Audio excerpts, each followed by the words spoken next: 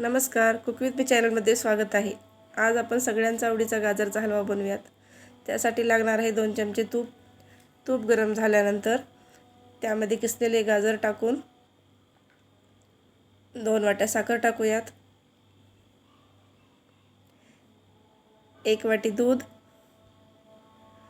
हे सर्व टाकल्यानंतर व्यवस्थित मिक्स करून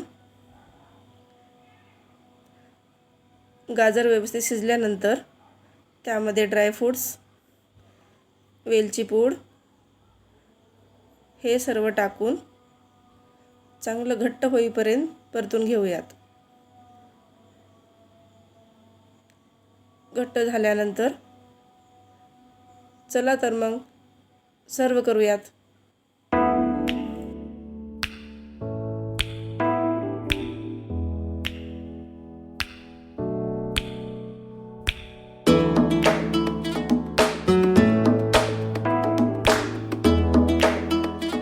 भेटूया तशाच नवीन रेसिपी सोबत। लाईक करा, शेअर करा, सबस्क्राईब करा।